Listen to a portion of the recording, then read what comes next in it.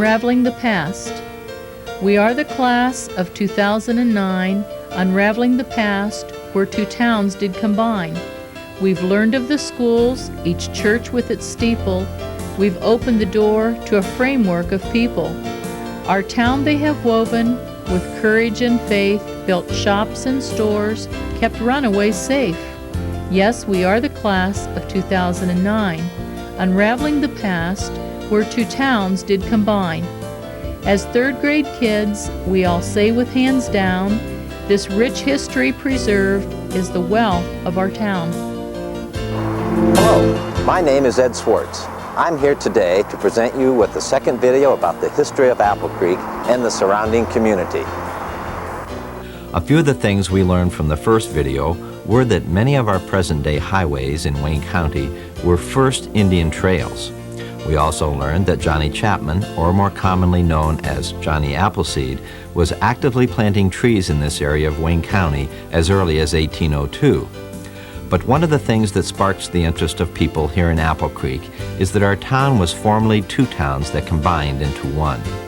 The early pioneers first settled in Old Edinburgh, but as the railroad came through in 1852, the town moved 1/2 mile to the south to what became known as Apple Creek Station.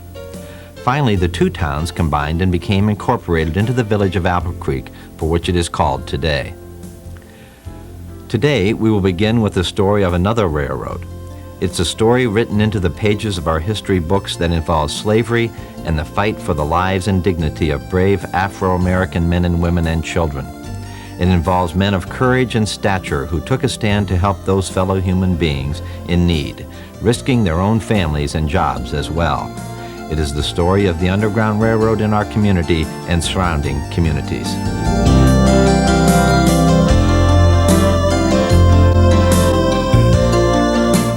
Wherever there are slaves, there are fugitives looking for a place of refuge. The first slaves in the American colonies were people who were kidnapped from Africa and brought by ship to Jamestown in 1619. By the year of 1860, there were about 4 million slaves in America. Slaves were people owned by other people. They became the property of their owner and worked without pay. They could not attend school and were not permitted to learn to read or write. They could not vote, own property, or marry. From the beginning of slavery, slaves fled from their owners. They were called fugitives or runaways. Some slaves ran away because the owners or masters abused them. Others just wanted to work for themselves, have a family, and live in peace. But many slaves ran away because they were going to be sold to another owner. That meant slave families would be separated when a parent or child was sold. The greatest number of slaves ran away between 1830 and 1860. In 1831, a slave by the name of Tice Davids from Kentucky swam across the Ohio River to the town of Ripley, with his owner following close behind. Davids reached shore and disappeared, never to be found. The owner shook his head and said to the people close by, he must have escaped on an underground railroad. Because the steam engine train had just been invented, people began using the expression underground railroad. The slaves lived and worked in the South. However, many tried to escape to freedom in the northern states or Canada. The secret way in which they traveled was dangerous and was commonly called the Underground Railroad. They traveled by whatever means they could, usually going from place to place by night. The hiding places were called stations, and the people who helped them were known as conductors. In discussing the slavery issue, the Mennonites were one of the first groups to protest. They had been severely persecuted in Europe by the church and state and came to America to pursue religious freedom. Among other churches helping the fugitives were the Covenanters, Wesleyan Methodist, and the Free Presbyterians. Also, people of the Quaker faith helped many runaway slaves escape. Levi Coffin, a Quaker, was called the president of the Underground Railroad, as he helped more than 3,000 slaves escape to freedom. The most famous leader of the Underground Railroad was Harriet Tubman. She was a former slave who returned to the South and brought back slaves, taking them through Pennsylvania.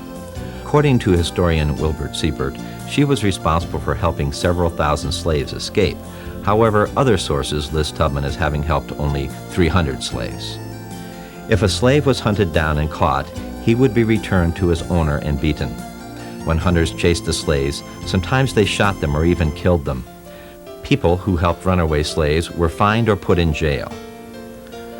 The most heavily traveled routes of the Underground Railroad came through Indiana, western Pennsylvania, and Ohio. Shown here is a map of some of the routes. Wayne County, Ohio was very active in the Underground Railroad. Newspaper articles from the Worcester Daily Record over the years show various accounts of slave stories. Ancestors of local citizens were the conductors. Tales of mystery surround local landmarks, but much of the information about the local Underground Railroad went to the graves with the people. From the Daily Record dated February 9, 1952, E.H. Hauenstein discusses the journey through our area. He writes, "Runaways were largely transported in closed carriages or wagons, sometimes covered over with hay to make their presence inconspicuous. Sometimes with guides, they traveled on foot. There were two main approaches to Wayne County from the south, one from Millersburg, the other farther west by way of Nashville, Shreve, Lakeville, or Loudonville. One western route divided in the Loudonville vicinity, a branch going north to Ashland, headed for Sandusky. The other branch came to Worcester and went north by way of Golden Corners to Lodi, headed for Oberlin and points on the lake. The eastern route from Millersburg went via Holmesville, Fredericksburg, Apple Creek, East Union, Smithville to Seville and Medina. One branch went farther east, headed to Akron, with several alternate routes from there to Cleveland. The traffic proceeded northward largely over little-used roads and trails. There were no direct routes. Often, if one station came under suspicion of authorities, an alternate one a few miles away would be used, the whole state being a network of trails and stations." In the same article, Mr. Hauenstein mentions many prominent citizens of noble character who could have been fined $1,000 or spent 6 months in jail for aiding runaway slaves. We're looking at only a few people and stories, but we hope you will begin some research on your own. Historian Wilbur Siebert includes Kiefer and John Krakow on his list of those who operated an Underground Railroad station. The Krakow home is located approximately 1 mile northwest of Holmesville on State Route 83. Hello, my name's Marjorie McGurr. My son Robert and I are the owners of the Krakow house. The house was built in 1850 by Judge Peter Krakow, who was Kiefer's father. The kitchen and the pantry was added by Kiefer in 1873. This places the house well within the time of the Underground Railroad. It was constructed with 18-inch thick walls and a sandstone foundation. There's 5 chimneys in the house, and this indicates that the home was heated by wood-burning stoves instead of fireplaces. There's 3,600 square feet of living space within the 10 rooms. The woodwork consists of walnut and chestnut, and the floors are solid red oak plank. There is a small hidden room between the original dining room and parlor. Both doors lock, and it provided a hiding place in case of a sudden approach of slave hunters. The house has 3 porches. 2 smaller porches are on the east and west sides of the house. A larger porch with 2 entrances is spread across the front of the house. The back of the house now faces the road. When the house was built, the road used to follow Salt Creek, which ran along the front of the house at that time. The room on the top of the home is called a cupola, and it can be reached by a ladder in the attic. The cupola has a door opening out onto the widow's walk. Kiefer had a 9-inch telescope in the cupola and used it to study the stars, while his wife took her sewing up there to enjoy the view. It was known that a candle burning in the cupola had significance to those who were active in the Underground Railroad. If the candle was burning, it was safe for the slaves to approach the house. Slaves were hidden in the basement, which had passages to the caves on the property. The passages in the basement have since been sealed off. Kiefer's Uncle John had the adjoining farm, and it's thought the slaves escaped to the barn when additional hiding space was needed. The Krakow house is registered as a National Historical Landmark and was an integral part of the Underground Railroad. Moving northward on the railroad, we meet another conductor. The Daily Record reads, A physician at Fredericksburg in pre-Civil War days was Dr. James Martin, who, in later years, often spoke of his own activity in behalf of escaping to the late Robert McKay. He told of an occasion when pursuers learned that slaves were being transported in a wagon drawn by a team of black horses. The slave hunters followed the wagon all the way from Fredericksburg to Worcester, and when it arrived in this city, closed in to make the arrest. There was nothing but hay in the wagon. What the slave hunters did not know, however, was that the black team tip came from slave helpers who changed the team pulling the wagon on which the slaves actually were riding to a team of white horses, and this vehicle passed on northward unmolested. The pursuers had been completely outwitted. Isaac Daniels' home was another place of refuge for runaway slaves. It was located in East Union Township. The farm is on County Road 44, connecting Route 30 to Apple Creek, the second building on the east side of the road, south of Route 30. Another newspaper account reads, sometimes on the way to the Daniels home, stops would be made at the Daniel Clark, the Langle, or the Hibben Cheney home just west of Apple Creek in the Edinburgh area. Hibben Cheney was the youngest son of John Cheney, a pioneer of East Union Township who settled at Edinburgh. Among others mentioned as helping the slaves was Eugene Pardee, a prominent lawyer in Worcester. His home still stands. The Worcester Republican Advocate, dated November 30, 1837, on microfilm at the Wayne County Library shows advertisements for his law practice in the courthouse. Interestingly enough, articles from the same newspaper spoke of those who aided slaves as the authors of evil, their cause as dangerous as it is delusive, and condemned them as being of treacherous character. However, in a biographical sketch from Wayne County historian Ben Douglas on Lawyers of Wayne County, he says of Eugene Pardee, Mr. Pardee was possessed of an acute sense of right and justice, and in early life had imbibed strong opinions and feelings against the institution of slavery in our country, and early identified himself with the Abolition Party, as it was then called, and remained an active and hard worker against that sum of human villainies until it was abolished. Opposition to slavery was one of the greatest purposes of his life, and he was, in season and out of it, always ready to debate with any or all of its defenders, and probably made more speeches against it than any man in this part of the country. He was a ready talker, often eloquent, never at a loss for something to say to the point on almost any subject. This concludes our discussion of the Underground Railroad. Our local newspaper, the Daily Record, is a good source of information for local Underground Railroad activity, as is the Wayne County Historical Society and the Wayne County Library. The Internet is also a valuable tool for researching information. We hope your interest in the Underground Railroad will continue, as it is a very important part of our community and surrounding communities.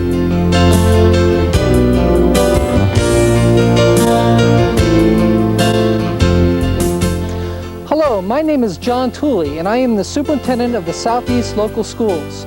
I will be hosting this segment of the video on the history of the Mennonite and Amish in our community. Many of our friends and neighbors are of the Mennonite and Amish faith. It is our goal to share this wonderful cultural heritage with you today. The migration of settlers into Wayne and Holmes counties was swift and steady after the War of 1812. Included in the settlements were the Mennonites and Amish coming from Europe, first settling in Pennsylvania, then moving westward to Ohio. The first Amish settler was Jonas Stutzman, nephew of Jacob Miller, who came to the area in 1809. The first settlement coming from Pennsylvania was the Old Order Amish. In 1525, during the Reformation Age, the original followers of Ulrich Zwingli formed a more radical religious group called the Swiss Brethren. The group refused to practice infant baptism and participate in war. While they called themselves Swiss Brethren, they were nicknamed Anabaptist because they rebaptized all who joined their faith. The Swiss Brethren later divided into other groups, including the Amish, who were named for their faith by their leader, Jacob Amen. About the same time, another group formed, known as the Mennonites, named for their leader, Menno Simons. Simons was a Roman Catholic priest who led this Anabaptist group in northern Germany and the Netherlands. The Swiss Brethren believed that the Reformation leaders had not moved far enough away from Roman Catholic doctrine. Michael Statler from the Benedictine Monastery headed up a conference in Schleitheim near the Swiss-German border. The conference came up with a statement of belief called the Schleitheim Articles, which are based on principles still used today. They based their beliefs on the Bible, especially from the Sermon on the Mount. They carefully selected who they baptized. They did not believe in going to war, the swearing of oaths, or holding any public office that required the use of force. The Swiss Brethren suffered bitter persecution from Protestant and Roman Catholic leaders in Switzerland, Germany, and the Netherlands. The Brethren had moved away from long-standing tradition and were considered dangerous and heretical by the Church's hierarchy. Because of the persecution in Europe in the 1600s, the Mennonites emigrated to America to pursue religious freedom and were followed by the Amish. William Penn showed these groups a lot of support and sold them land in Lancaster County, Pennsylvania in 1710. Many of the Amish stayed in the area. It has continued to be home to a large population of Amish. Many Mennonites and Amish moved from Pennsylvania to Ohio in the 1800s. Today, Wayne and Holmes counties of Ohio claim the largest concentration of Amish in the world. We are here today at the Mennonite Information Center, which is 1 mile north of Berlin, Ohio. I'd like to introduce you to two very special guests. Verna Schlbaugh. Verna, it's nice to meet you. Nice to meet you. She is the assistant director of the center here. And with her is Heinz Gaugel. Heinz, nice to meet you. And Heinz is the artist here at the center. Miss Schlbaugh, could you tell us what we have here at the center? Most certainly. Upon occasion, we have very special events here. For example, we just had a choir here from Germany. We will soon be hosting the Mirror of the Martyrs exhibit. And on a regular basis, we have a good selection of books on the Amish and Mennonite people. We also have a 15-minute video which shows very nicely today's life of our people, good introduction, in fact, to the community. And most importantly, the cyclorama Behalt.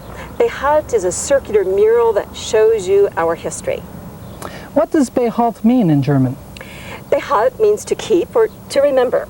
It's the history of our people, and you will realize with me that the artist has done a very beautiful job in remembering our heritage. Come, let's step inside and have the artist tell his story. Mr. Gaugel, how did you decide to come to this area to help the Mennonite and Amish tell about their history? Well, the whole thing actually was an accident, more or less. I came through here in '61 the first time to go to Columbus, and I saw those people with their beards and their hats and the buggies, and I stopped. And to my surprise, they spoke the same dialect as I did, my old High German dialect. Then I went back to Canada. I never came back until about 10 years later. I was commissioned to do a 100-foot statue of Christ in Cambridge, Ohio. That job fell through, but I decided to stay a few weeks and moved into an old Amish farm out in the country, and those 2 weeks stretched out to 10 years. Naturally, being surrounded all by Amish people, I decided to do some studying. I had been doing historical murals all my life, so history is my passion, and that's what made me decide to study this whole history and later on paint it. Heinz, how long did you study the history of the Anabaptist movement before you beginning to paint? It's kind of difficult to say because I have been doing a lot of historical murals. As you see in my studio here, I have quite a few historical figures like John the Appleseed here behind me. So part of my research always contained some of the Anabaptists.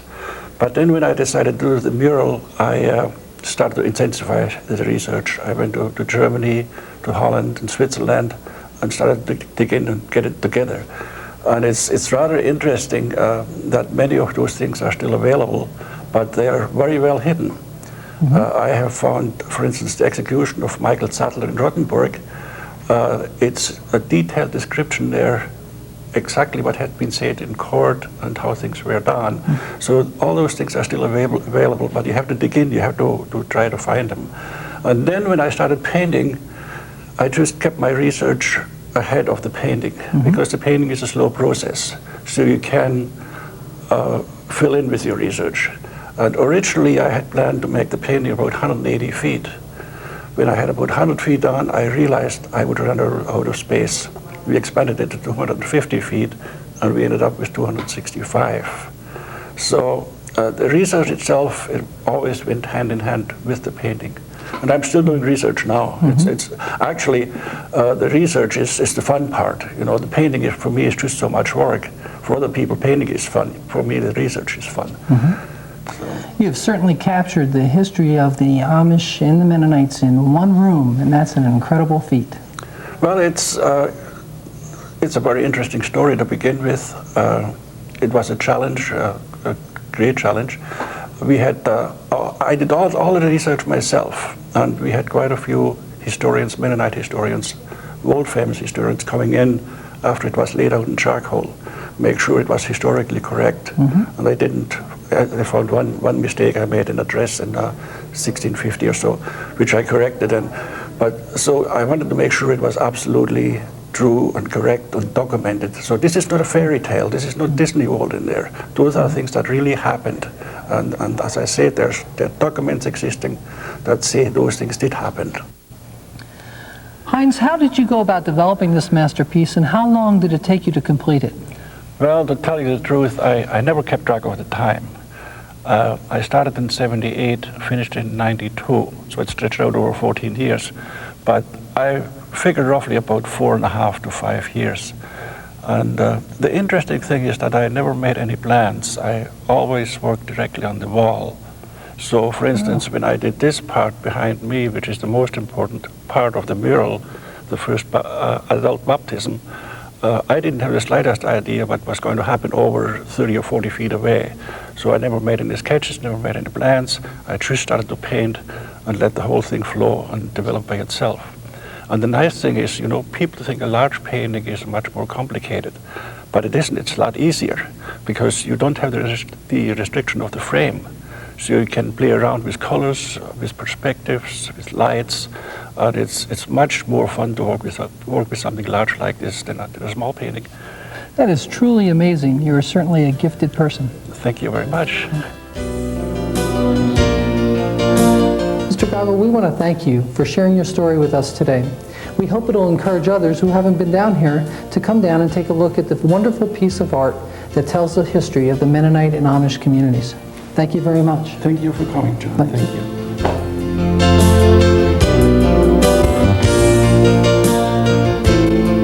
Hello, I'm Pastor Ed Balint, pastor of the East Union Lutheran Church. Churches have long played an important role in the lives of people. They are made up of the body of Christ. People come together to worship their God and to spend time in fellowship with one another, thus providing for spiritual refreshment and guidance as well as a time of social interaction. One such church which was established in East Union Township in 1839 was the Evangelical Lutheran Church, which was built on property adjoining the East Union Cemetery. It was built of logs. By 1865, the congregation met to build this present church, which still stands today. Let's take a look at another church in nearby Apple Creek and let former Pastor Rondal Hardman of United Methodist Church share some of their history. When I first entered the ministry in 1963, I was part of a long tradition of circuit riding preachers. My first appointment was to serve 3 small churches in southern Ohio. It would have appeared to be a very cushy job to those first American circuit riders. Methodism originated in England in 1729 through the teaching of John Wesley, a Church of England clergyman, who began forming societies to help the poor and to spread the message that holiness is a way of life. In 1770, Francis Asbury, a 26-year-old follower of Wesley, was appointed to spread the message to the colonies. However, many of the early Methodist leaders were suspected of pro-English feelings during the Revolutionary War, so they returned to England. Lay ministers and circuit riders took up the cause, and Methodism began to move west with the pioneers. The circuit system was ideally suited to the new frontier. 12 persons with a lay leader was called a class. 2 classes could merge to form a society. These classes and societies often met in private homes, and ministers were sent out to lead a circuit of up to 20 different groups, with an average of 30 miles between meetings.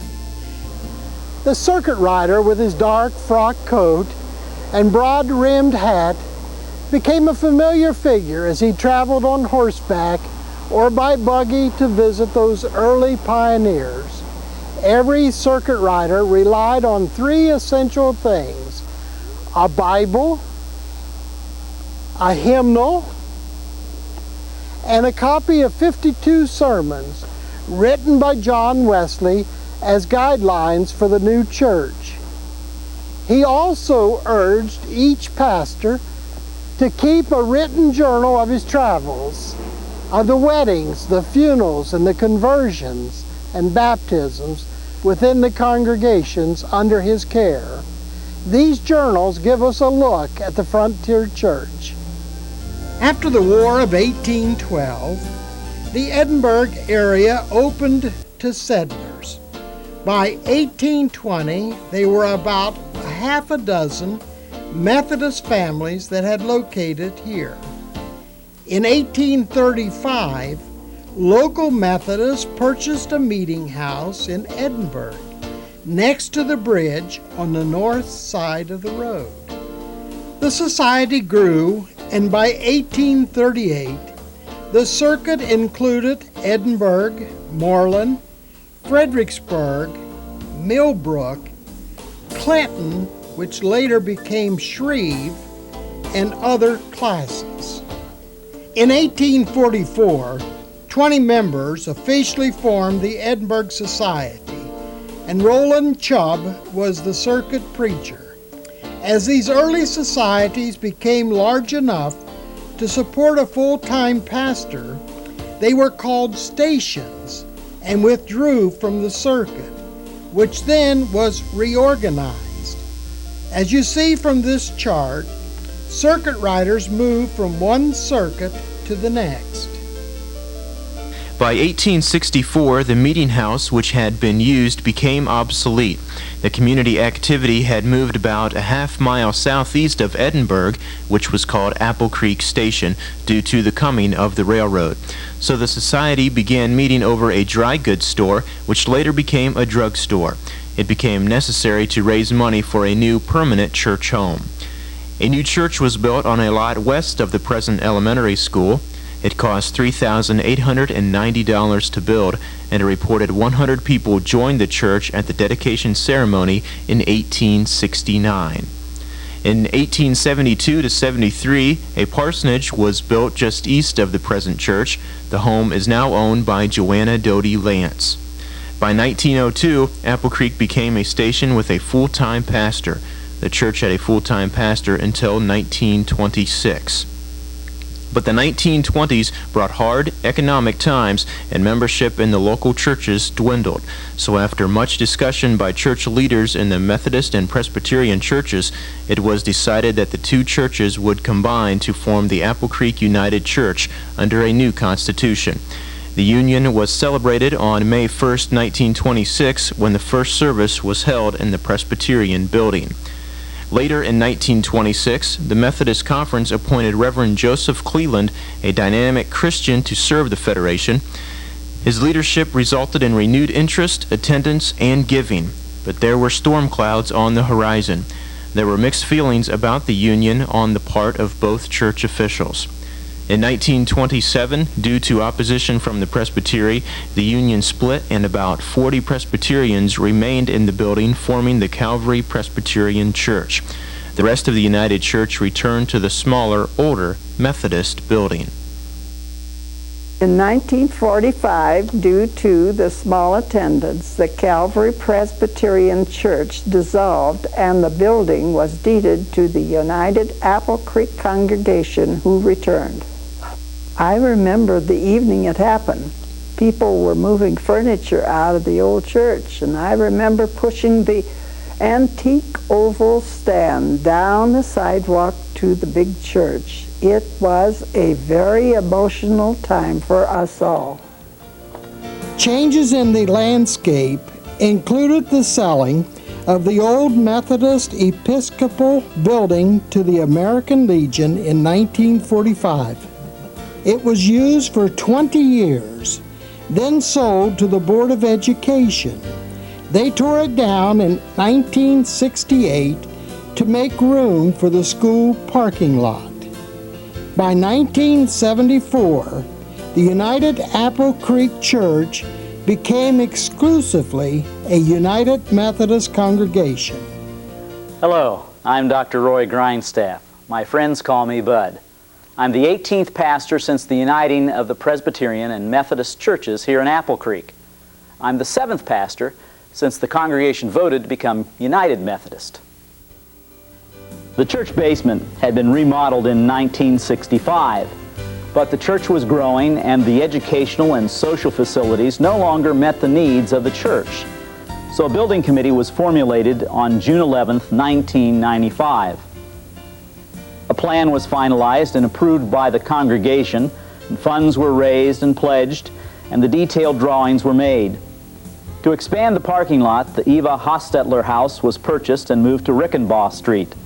Permits were obtained, and the contract for the $300,000 plus project was awarded to Ivan Weaver Construction in July of 1996.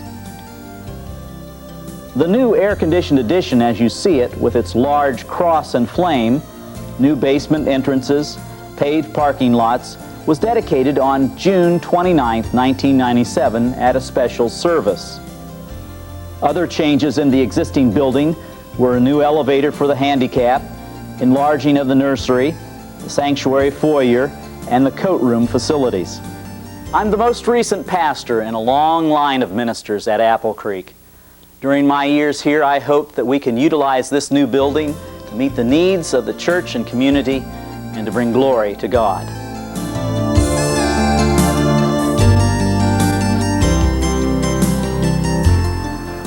Hello, I'm Reverend Roy Wagner. I have served this congregation here in Apple Creek since 1991.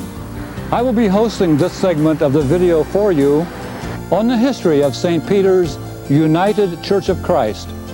A few of our members will also be sharing more recent things that have taken place in our church. The German Reformed Church was formed by Ulrich Zwingli in Germany and in German-speaking Switzerland in the 1600s. In the early 1700s, immigrants from those areas began settling along the eastern seaboard of the United States. After 1820, the church came to Ohio. In the early 1840s, a number of German evangelical Lutherans and German Reformed Church members formed a church in northeastern East Union Township known as the Fountain Hill Church, or St. Paul's Congregation. Its founder and leader was Reverend David Kammerer of Worcester. It was located about 3 miles southwest of Orville and north of State Road, which later became known as Lincoln Highway. Trustees of the German Reformed and Evangelical Lutheran congregations, Simon Bott and Christopher Miller, purchased the site north of Carr Schoolhouse on County Road 84 from Abigail Charrington in 1844. Later, in 1863, additional adjoining land was bought from John Long for a graveyard. The graveyard is still there. In the 1860s, permission was secured to divide St. Paul's congregation between those members living north of State Road, forming a church in Orville, and those members living south of the State Road, forming a church in the Apple Creek area. For a time, Reverend Kammerer was the pastor for both churches. By 1879, the Fountain Hill Church had become inactive, and the building was sold to the Dunkards, a part of the Brethren Church. It was torn down sometime around World War I. In 1865, the Apple Creek congregation recorded the services of Reverend J.H. Durr of Worcester, who held the services in both the German and English languages. Having no house of worship, the first Apple Creek church services were held in the Old Baptist Church 3 miles east of Apple Creek.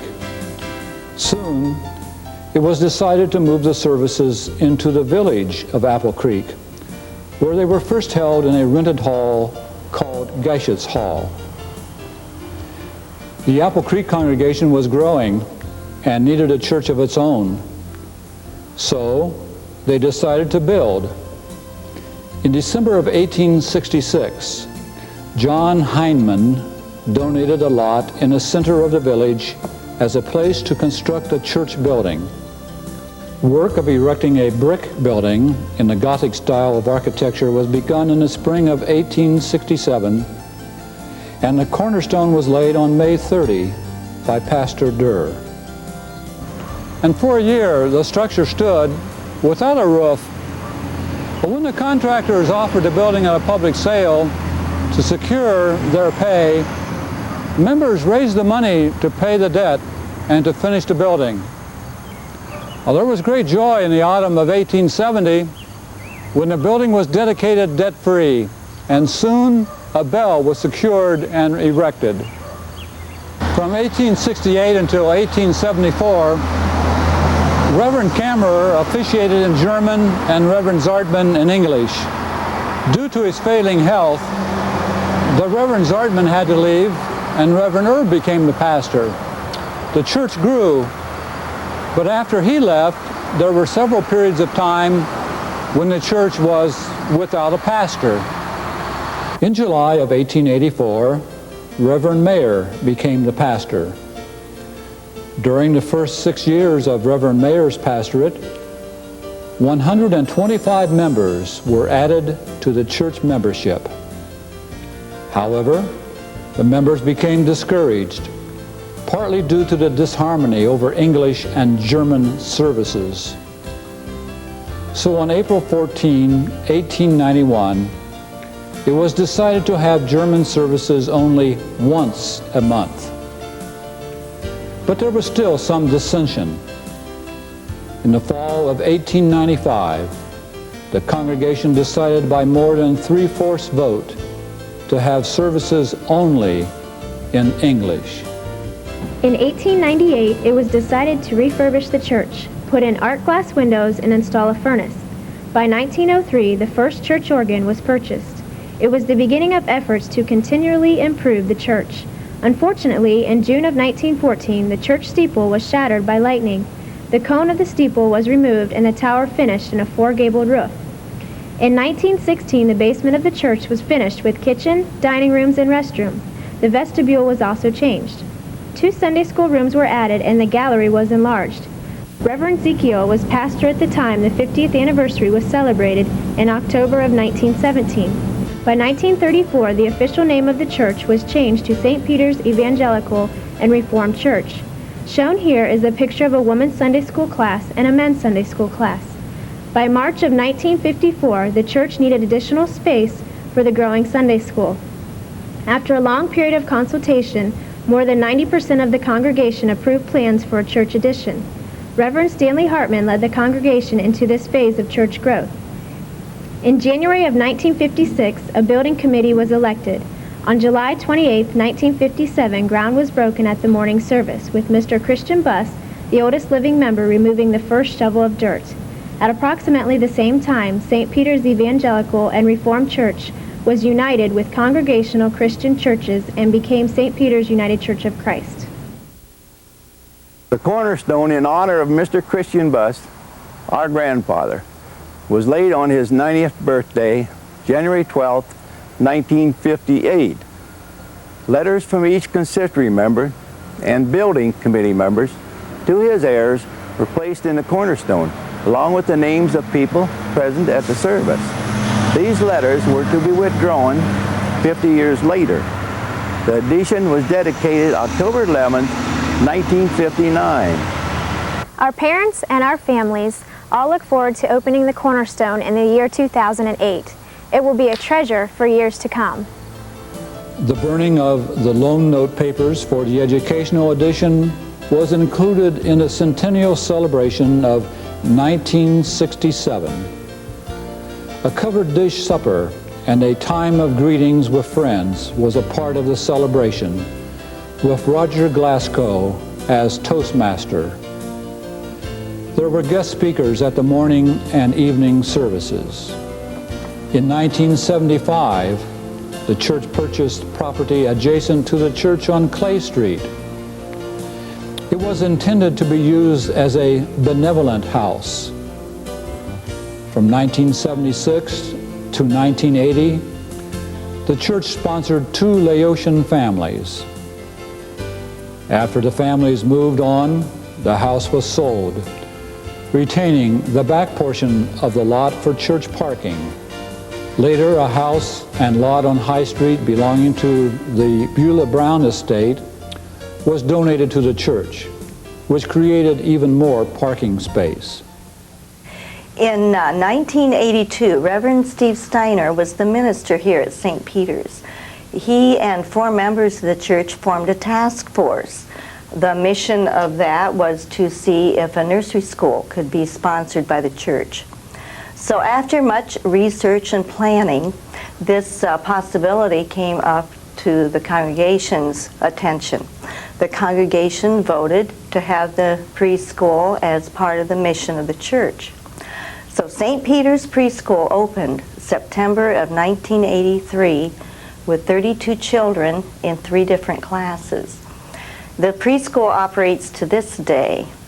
This particular day, we have 51 children in 3 classes. Children come from Apple Creek, Southeast Local, some Worcester addresses. So we feel that we are really serving a need in the community. The 125th anniversary of the church was celebrated with a homecoming on October 18, 1992. Members and guests enjoyed a covered dish dinner. Families, friends, interim, and former ministers shared memories in the afternoon. The past history of St. Peter's United Church of Christ is one of a community of believers working together. Changes have been made to the church because of the generosity of the members who donated precious time and money for the upkeep of their place of worship. Henry Howe's History of Wayne County, 1907 to 1910, speaks of this church in East Union Township. He says, Worcester and neighboring churches of this faith were included in one charge until 1864. In that year, the Reverend J.H. Durr began services in Apple Creek's Gashitz Hall, but in 1867 laid the cornerstone for a church, and it was dedicated in 1870. It was the Gothic type of church architecture, and at the time it was considered one of the best churches in Wayne County. The Apple Creek community still sees this as one of the best churches in Wayne County. St. Peter's, we are proud to call you our own.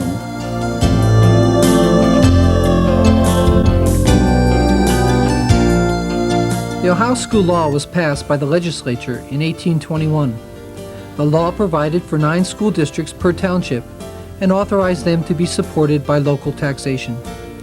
This map shows where the 9 schoolhouses were located in East Union Township. According to the Apple Creek and East Union Schools booklet compiled by Richard Smith, each district was governed by 3 directors, one elected each year for a 3-year term at an annual meeting of the citizens of the school district to be held at the schoolhouse. The directors were required to give a yearly report to the citizens. They could levy a tax for tuition and one for building incidentals. These were usually 1 or 2 mills. They could collect fees from the scholars who could pay, but had to take those who could not free. The directors had almost complete control of the schools. Each district had a clerk and a treasurer. Later, these 2 offices were combined into one office. The elected clerk, which was one of the directors, served as superintendent of the local school. The county auditor served as the county superintendent, but only took care of financial matters. In 1831, Adam Keister sold this land to the school board. By 1835, a schoolhouse was built here in Edinburgh on Finley Street. The first teacher mentioned is Ira Pratt. By 1838, a law was passed requiring teachers to be certified by the state. And in 1849, a 36-week term of school was established.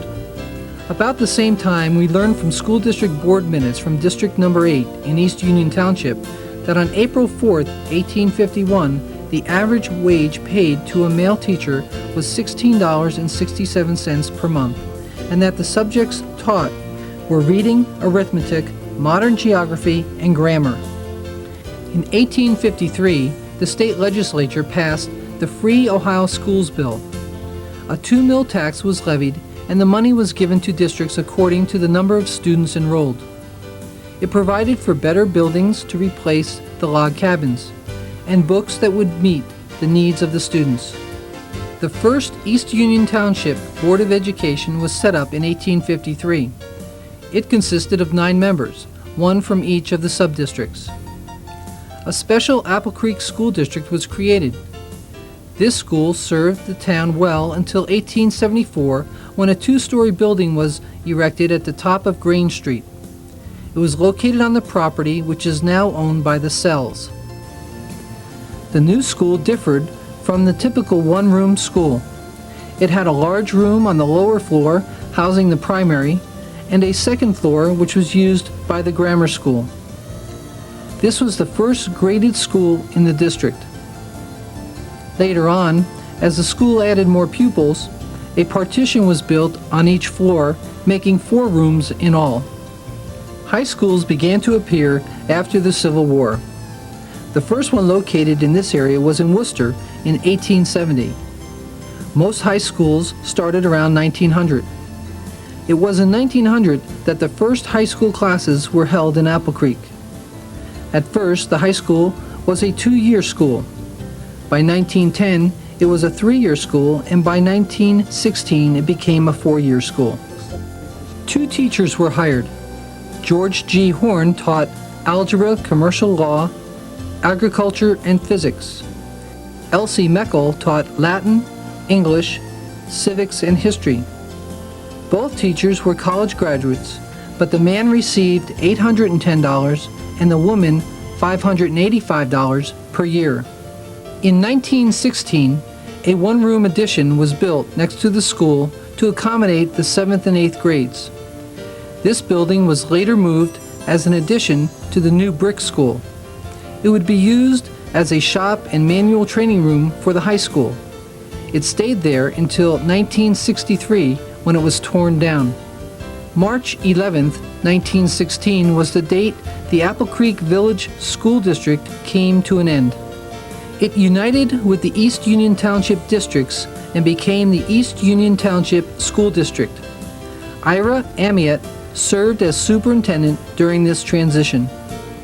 He served from 1915 to 1921. By 1917, the East Union Township School Board applied for and was granted a charter for a full 4-year curriculum high school. In 1920, East Union Township Schools closed 3 rural schools, numbers 5, 8, and 9. The board assumed responsibility for transporting pupils living more than 2 miles from their elementary school. This basic policy remains the same today. Mandatory school attendance for all pupils became law in 1921. It required students to attend school until graduation or until they reached the age of 18. It excused students from school who were 16 years old through the 7th grade and had jobs to support themselves. The combination of growing population in the community, consolidation of schools, compulsory school attendance, and inadequate facilities was cause for interest in a new building. A meeting was held in May of 1921 to discuss putting a $75,000 bond issue before the voters in the fall election. The bond issue failed in the fall, but was given another chance in a special election the following January. The new 11-room building was started and was ready for use in the spring of 1922. Many changes took place in the first few years at the new Apple Creek School. In 1922, Robert Weimer, an agriculture teacher, was hired. A year later, Florence Reed, a home economics teacher, was hired, as was J.C. Smiley, a vocal and instrumental music teacher. By 1926, the school had their first coach for baseball, basketball, and football. The new coach was Roscoe Miller. In 1927, courses in commercial education were offered by Evelyn Studer. In 1931, a Ford bus costing $1,200 was purchased. This was the first school bus in the district. The driver, Maurice Lehman, was paid $25 a month. The school bus made it possible to close several more rural schools during this period. As more classes were offered and more rural schools were closed, overcrowding was becoming a problem. By July of 1937, the board voted to ask the taxpayers for $41,000 to add 7 more rooms to the existing building right here at Apple Creek. The bond issue passed and construction was started on the west end of the building. It was ready for use by the fall of 1938. About the same time, the 7th and 8th grades became a part of the departmentalized high school. In 1945, the first intercommunication system, or intercom, was installed. In August of 1946, the board voted to set up the first school lunch program in the district. Mrs. Pearl Hosteller was the first cook. In 1948, the first driver's education program became available to high school students, taught by Richard Smith. Also hired in 1948 was Mary Ann Cermak, an art teacher. The full curriculum was becoming expensive to maintain for such a small number of high school students. So in 1952, East Union Township merged with Salt Creek and Paint Townships to form a new district, the Southeast Local School District. A few years later, Prairie Township in Holmes County was added to the district. With the consolidation of the townships into a new district, it was necessary to build a new, larger high school. The new consolidated high school, named Wayndale, was constructed under the leadership of District Superintendent John R. Lay and County Superintendent Ralph Ely. The first class was graduated in 1956. After the new high school was built, Apple Creek School became available in 1955 for elementary students only, housing kindergarten through 8th grades. Richard Smith was Apple Creek Elementary's principal from 1955 to 1967. The next few years, the school district increased in enrollment by 40%. So once again, the decision was made to build. It was difficult to get a bond issue passed for over $1 million, but eventually the voters approved it and the new high school was built in 1967. The previous high school building then became available for grades 7 and 8. It was named John R. Lay. Moving from the Wayndale High School to the Apple Creek Elementary School, let us step inside for a few minutes and meet Mr. Gary Rogers, past principal of the Apple Creek Elementary School, who will share with us the many changes that have occurred in education over the recent years. This is where the office was when I began here in 1973. My part of the office was back here, and Gene Burke House and the reception area was out here. As you can well imagine, each of the 21 classrooms in this building were packed with 552 students. Many of the classrooms had over 30 students. Herb Broda had been the principal before I came. Gene Burke House was my first secretary before moving to the high school in 1979, and Leota Buss, who had been our librarian for many years at that time, became our school secretary. This room is located as you enter the front of the building, which is probably where most of the people entered the building in 1922 when it was built.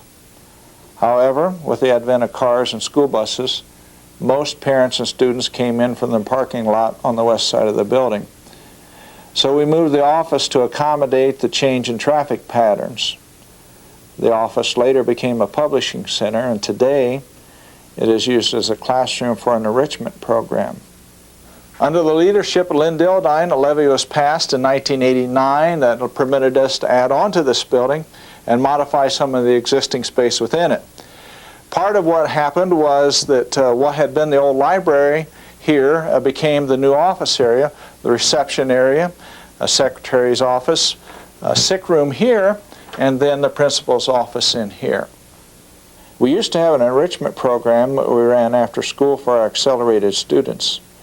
Kay Ringley was one of the early teachers who had a vision to see that computers were going to have a tremendous impact on public education. So with her cooperation, we purchased a Radio Shack TRS-80. Kay and I worked together with the students in this room. I can well remember the first night that we met the parents of those students. I remarked to the parents at that time that we really didn't know where the computer was going to fit in public education or how far it would take us. But thanks to the Apple Creek PTO and with the help of Stu Workman, John Van Lannen, and Pete Miller, we were the very first school in all of Wayne County to have each of our classrooms connected to the internet. The kitchen was in here and of course quite crowded. Bessie Richardson was our head cook for many years. The students used to walk along this area with a serving counter that ran the length of the whole room. This room was used for food storage, but now serves as storage for paper and other supplies, and as you can see is also the center for all the technology equipment that allows our students to connect to the internet. The new library was one of the biggest gains that came with the new construction in '89. The planning committee felt that it should be the hub of activity.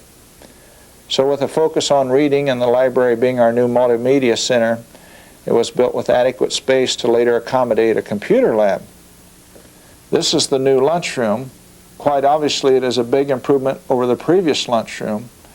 Teachers used to park their cars in this space before the addition. Storage space is always an issue for schools, but a lot of forethought went into the planning. And as you can see, our cafeteria serves our students well. Emma Troyer has been our cook for ever since, moving into this area and make sure the students have well-balanced, nutritious meals. As I reflect back on my 23 years here as principal at Apple Creek Elementary, the things that come to mind are the dedicated, caring staff and the extremely supportive parents and community. I believe I had the privilege of working with the strongest staff in Wayne County, and certainly the best PTO. It is so obvious that both were driven to serve the needs of the students. In fact, it's my prediction that in times to come, both will be remembered that way. And now I'd like to introduce you to Mr. Steve McCumber, the new principal here at Apple Creek Elementary School. Hello, my name is Steve McCumber, and I'm the current principal. This is Robin Long, our secretary, and we are both beginning our third year here at Apple Creek. While this is Robin's first position as school secretary, she has been very involved volunteering in the school for the past 7 years. I'm beginning my 22nd year in education and 12th year serving in administration. In my 22 years of education, I've seen many changes in schools. The development of technology, specifically computers, and the availability of information through the internet have probably been the most significant. In addition, the standards for achievement have risen. 5 years ago, the state of Ohio implemented the Ohio Proficiency Tests in grades 4 and 6. These tests assess student achievement and compare the achievement of students from our school to another. Apple Creek is compared well among area schools on proficiency tests. Tests are not the only thing that are important to schools. For example, let me show you our playground. This 3-year project was completed in 1998 at no cost to the school and with over 200 volunteers doing the installation. One of our parents, Steve Gassel, even flew his airplane to pick up parts. Now that's what I call support. The new Apple Creek Playground is an example of one of our school's greatest assets, parent and community support. This concludes the school segment. We hope you've enjoyed it. We're proud to be part of the Southeast Local School District where children are number one.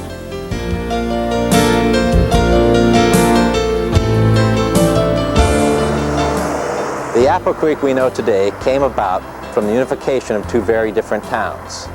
Two towns began in different times and for different reasons. To begin the story of Apple Creek is to trace its history back to the early 1800s. According to Ben Douglas, Wayne County historian, East Union Township in Wayne County was surveyed by J.H. Lorwell in 1806. During this period, the settlers began to arrive in different parts of the township. The first settlers in 1809 to 1810 were said to be Oliver Day, Jonathan Mansfield, and Vesta Frary. The township was named by one of the early settlers, Simon Chafin, who came to the area in the spring of 1813 from Union, Maine. The township was formed on September 5, 1814. The plat of the town of Edinburgh in East Union Township was laid out by two early settlers by the name of John Cheney and William Thomas and surveyed on August 16, 1832 by George Emery. The land was planned at the juncture of the New Philadelphia Road and the brook known as Apple Creek. No doubt the town was named for the Scottish-Irish settlers who began to migrate into the area from western Pennsylvania. John Cheney emigrated from Uniontown, Pennsylvania to Wayne County with his wife and 8 children in 1814, settling in Edinburgh. He purchased 160 acres of land from John Miller and another quarter east of the first one from Thomas Mullen.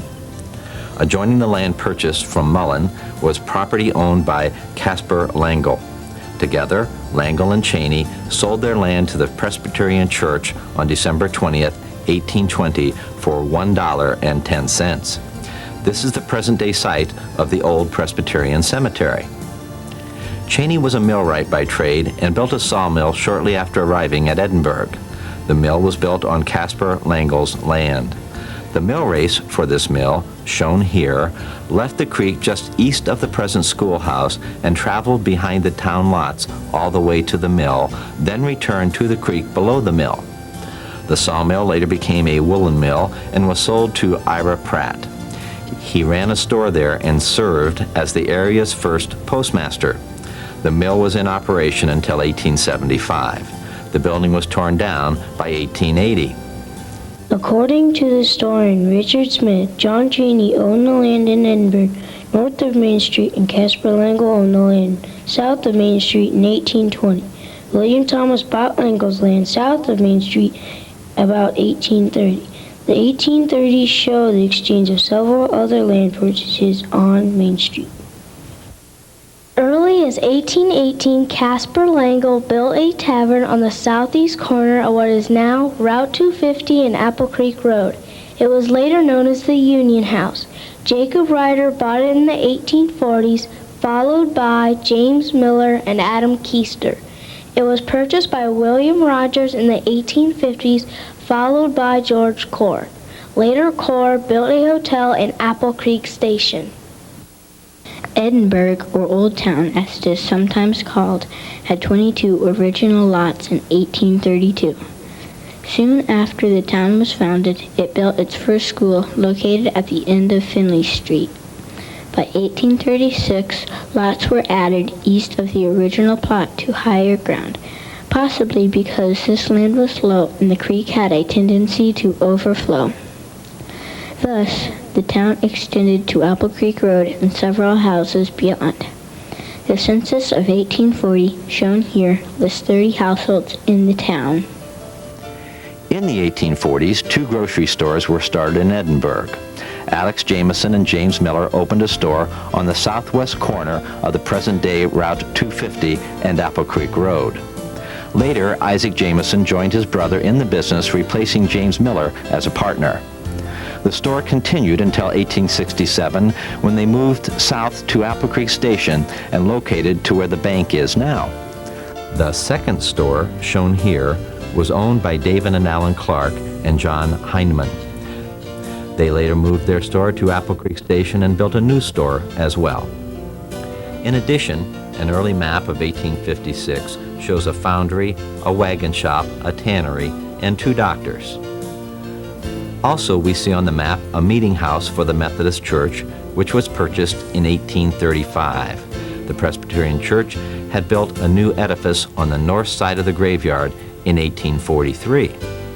The Edinburgh Academy was also built across the road from the new church the same year. According to historian Richard Smith, it was the first school of higher education in Wayne County. It became a college in 1848. The Presbyterian Church history states that while the majority of the stockholders were Presbyterian, the Academy was not controlled by the Presbyterian Church. The building still stands today. Apple Creek Station began when the Cleveland, Mount Vernon, and Columbus Railroad bought land 1/2 mile southeast of Edinburgh from John Heinman in 1852. Heinman acquired most of his land from his father-in-law, Theophilus Phillips. The railroad bought the right-of-way from Heinman 10 miles southeast of Worcester because owners of the railroad in Worcester were concerned about competition. By 1854, John Heinman took advantage of his opportunity and plotted out the first 29 lots, all east of Main Street and between Maple and High Streets. This was named Apple Creek Station after nearby Apple Creek. Soon it began drawing businesses from Edinburgh, which was later called Old Town. By 1887, the area between the 2 towns had grown together.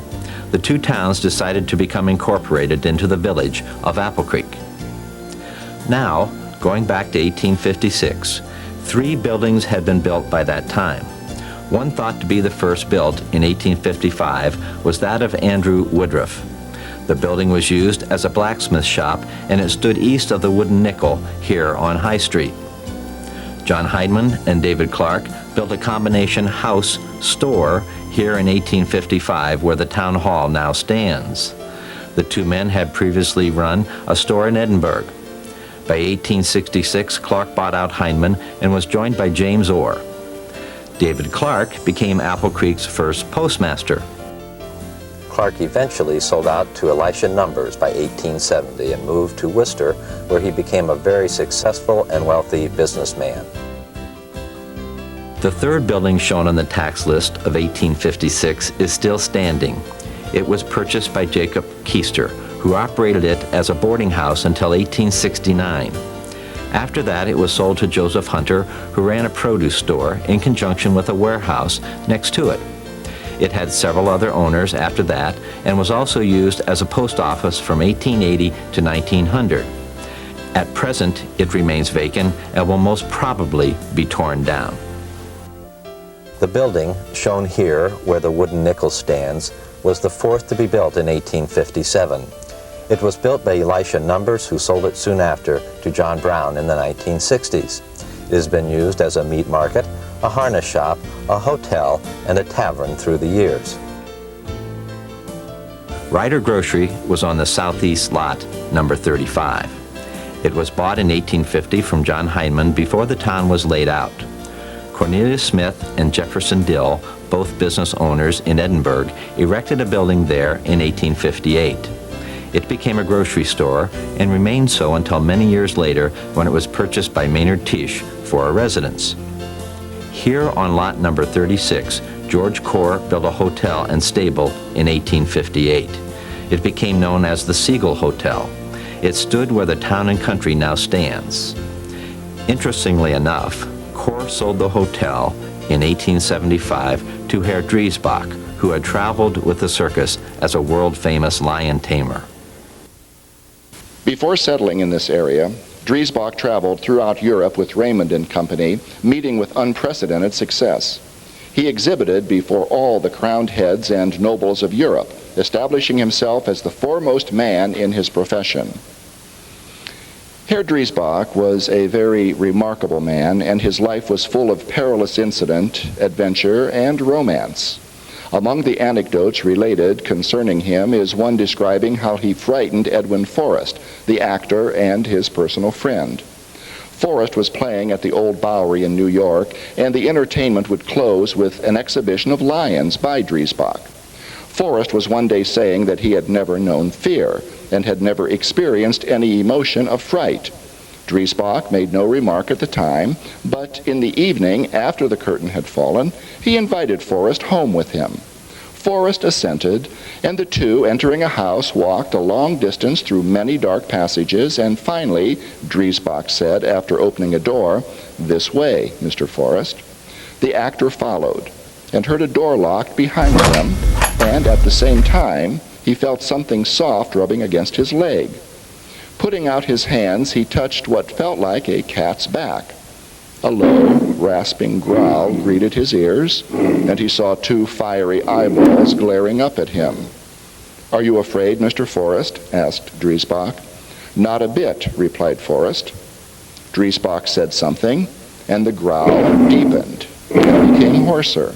The back began to arch, and the eyes to shine more fiercely.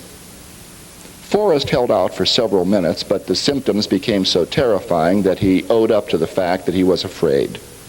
He beseeched the Lion King to let him out, as he dared not move a finger while a lion kept rubbing against his leg. After Forrest acknowledged that he knew what fear was and agreed to stand a champagne supper, Driesbach released him. Driesbach came to the States in 1840 and made annual tours within the States until 1854, when he met and married Miss Sarah Walter, a local girl. In 1875, he purchased the Siegel Hotel at Apple Creek Station. 2 years later, in December of 1877, after 2 days of illness, Driesbach died, leaving a widow and one son. In the late 1800s, the hotel went out of business. It was split in half and moved across the alley, one part turned 90 degrees.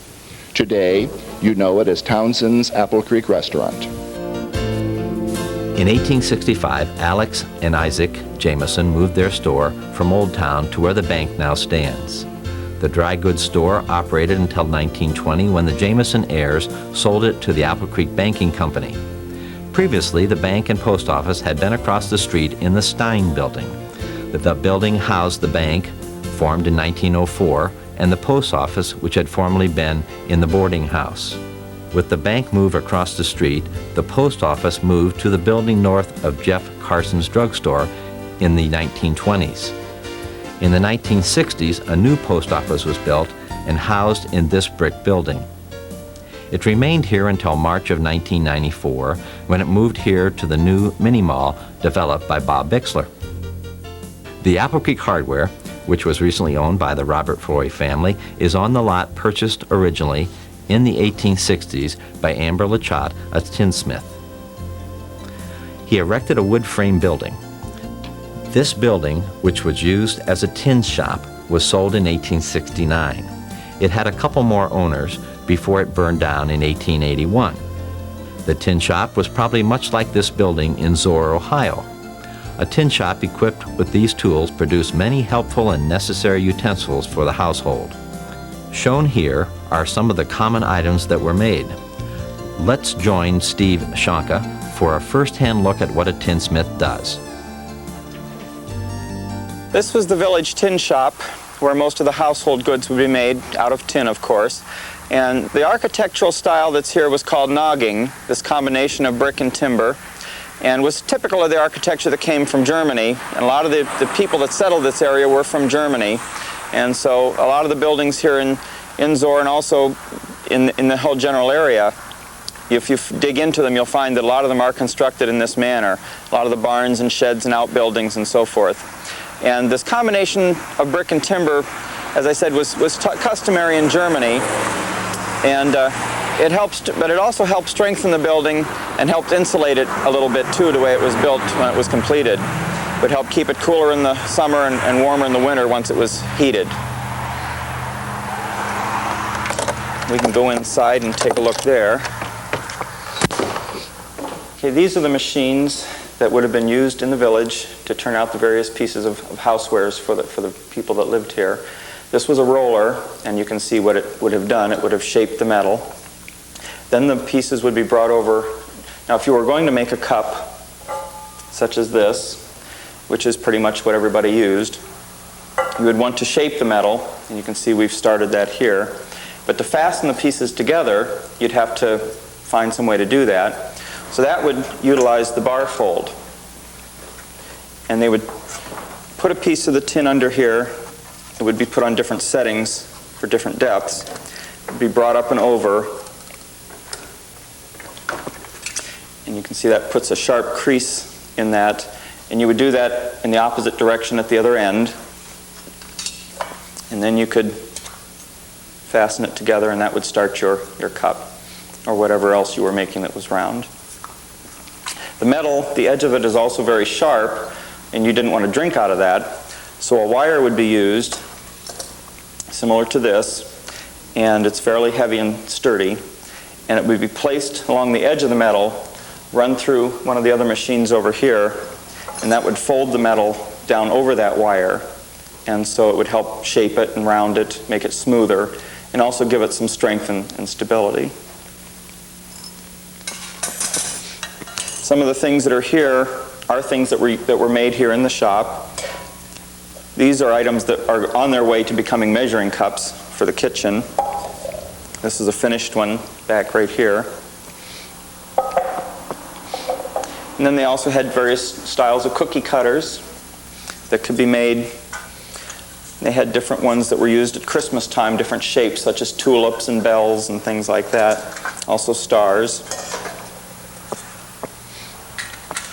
The tin itself could not be manufactured in the village. That had to be brought from outside. And back here is a small piece of what we're in the middle of working with now. But they were much larger sheets that would be brought in. Mainly, a lot of them from Zor came from Pittsburgh. And they had a fellow here that was a wagoner that, among other jobs he did, would be to take a wagon load of Zor goods to Pittsburgh, sell them, use the money, and then buy things to bring back here like coffee and tea and spices and tin. And so those would be brought back and then used here in the village. Okay, this machine was the beater, which if you've ever seen a soup can or anything like that with the grooves or the beating, that's the machine that put those in there.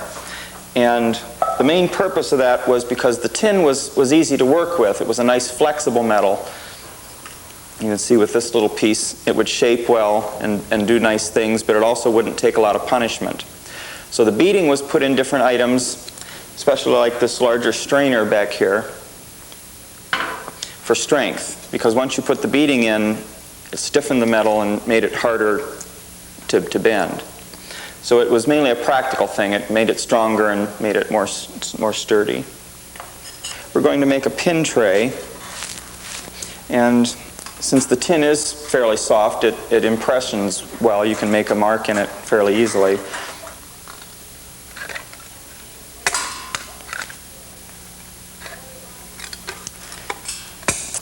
There, well, it's not perfect, but... Okay, so for the bottom of our tray, we'll have to put it in here and tighten it down a little bit, and then it's run through and it puts a track in it that helps turn the sides up. And it also starts a the track for the second time around makes it easier just to take it around the second time. And then it's tightened down some more, run around again. And you can see it's starting to help turn the sides up a little bit, even before we put it in the swedge. There.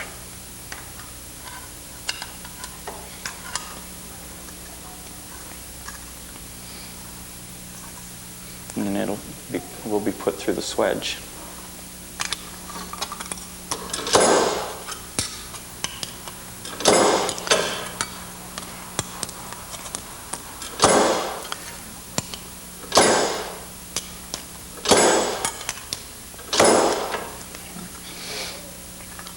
And that helps turn the sides up.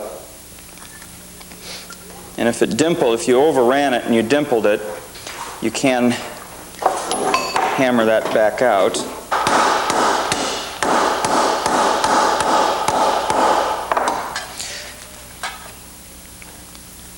And there's your pin tray. The items on this shelf are some things that were made here in the original shop, and starting from left going to right are several different types of oil or fat lamps. The one first on the left, next to the candle with the little glass front, it may not be readily visible, but there is a glass front on it. That would have probably been used in one of the barns to keep the hay from catching fire, from maybe sparks from the light. And then next to that were different other types of little fat lamps that had different wicks in them and would have burned melted animal fat or oil. And then various types of containers and utensils.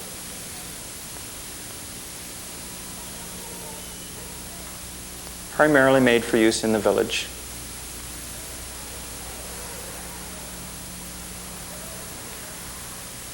The star design is on the back of the candle holder, and you can see it's punched and was completely through the tin. And you could hang those in the windows in the evening, of course, and then when you came up on your dark house, you could see that if somebody had lit the candle, you could see the design showing through the window.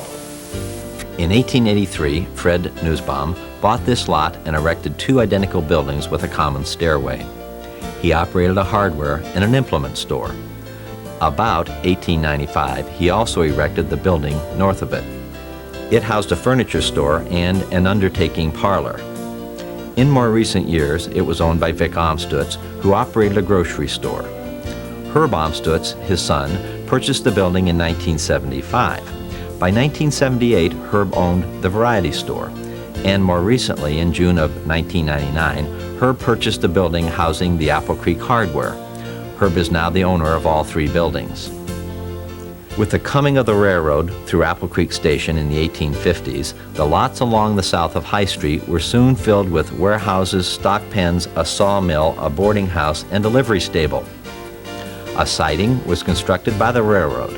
Livestock and grain could be shipped out of town, and coal, machinery, and building supplies could be shipped into town. The first owners were John Brown, Andrew Moore Sr., and Joseph Hunter.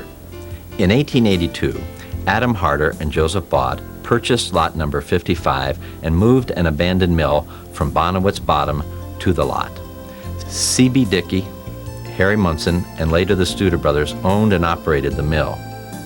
In the 1870s, the International Organization of Oddfellows Hall was built, as was a blacksmith shop on the corner where the BP station now stands. On April 4th, 1874, the farming community of Apple Creek applied for and received charter for a grange. The grange was built at the top of Grange Street. It was organized as a co-op and a social organization for farm families. The old Grange Hall still stands. Also in the 1870s, lots between the railroad and the bank were sold to Zetas Numbers and the Martz brothers. They built a drugstore, a shoe store, and a hardware, which later became Fountain Inn. These shops, along with a few others, were torn down a century later in the 1970s for the new bank parking lot.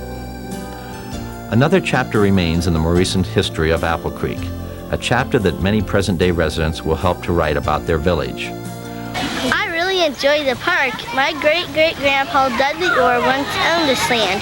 He sold it so that Apple Creek could have a park and ball field. Our senior citizens are walking history. Let's listen to Ralph Richardson as he shares a few memories. I have lots of wonderful memories of Apple Creek. My family moved to Apple Creek when I was 11 years old. I remember when the main road from Apple Creek to Worcester was a dirt road. In the early 1900s, it was paved with brick on the right side of the road only. So when you met someone coming toward you, one of you would have to get off of the pavement to let the other person get by. I remember when Fred Fry had a wagon that he used for delivering coal to the townsfolk.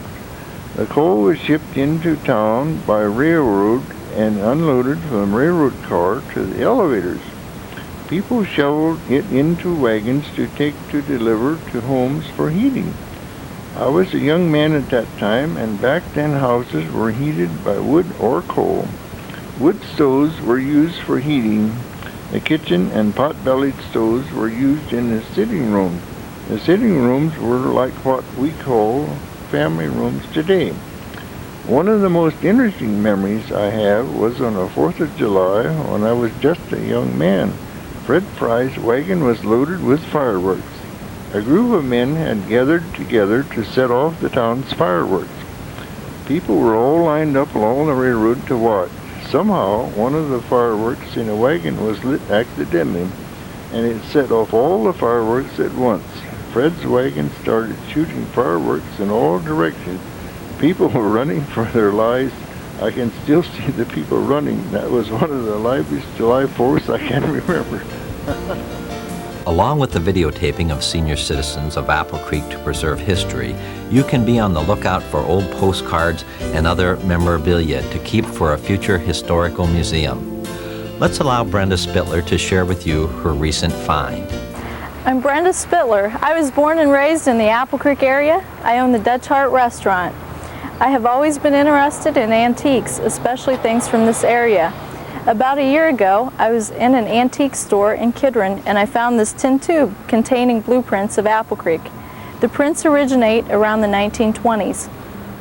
I found out the prints were bought at the Worcester Rotary Auction in 1998 by an antique dealer. Then they were put up for sale in Kidron. I haven't been able to find out much more information beyond that.